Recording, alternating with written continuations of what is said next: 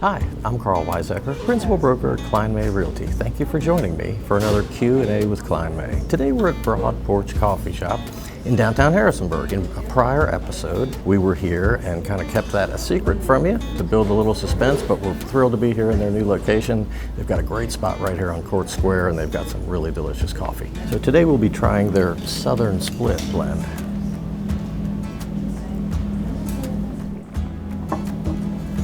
That is very bold. That's a good tasting, strong cup of coffee. For those of you that are like me and you like a good shot of flavor, that's really good. I would recommend that one. Today our real estate topic is the NAR settlement. The settlement has now been preliminarily approved, and the changes in real estate practice are scheduled to take place somewhere around the end of July. I think in no case later than the end of August. But there are a lot of moving parts here. The local MLSs that all realtors across all of our states, all across the country belong to, have to change their programming. They have to change the fields that appear on the screen, and they have to coordinate that then with all of the external websites that they feed to. And then all of us practicing real estate need to learn what the new rules are. Luckily, as I've mentioned before, here in Virginia, the changes aren't as extreme as they will be for folks in some other states. In Virginia, buyers and their real estate agent have been required by law to have a written agreement that defines that relationship since 2012. What will change for us here with this new settlement is the timing.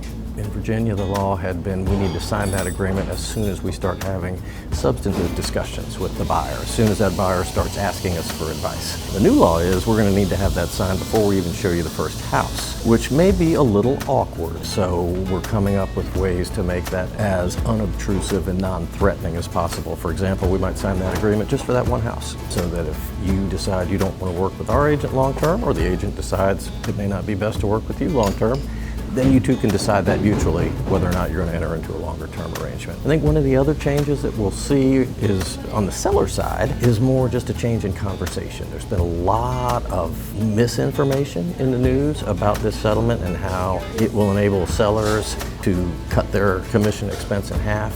I don't think that's going to be the case, and I don't think it's in the seller's best interest to do that. The way our current system has been set up, the seller agrees to pay Klein May Realty a certain fee to sell their house. If we sell their house, we earn that fee. But it's not in the seller's best interest for us to just keep that house hidden within our company and only try to sell it ourselves. It's in the seller's best interest to broadcast that to the world, to all buyers, so they can get the best possible offer. So we do that, and then we tell the seller, if one of those other agents out there beats us to the punch and they sell your house before we can sell your house, we will give half of what you're paying us to them as compensation. It doesn't cost the seller any more than what they originally agreed to pay, but it makes sure all the folks in the transaction are compensated and motivated. So I think those conversations between agents and sellers are going to be a little more in-depth going forward on the compensation side of things, whereas they mostly used to revolve just around the marketing and the pricing part of the sales process.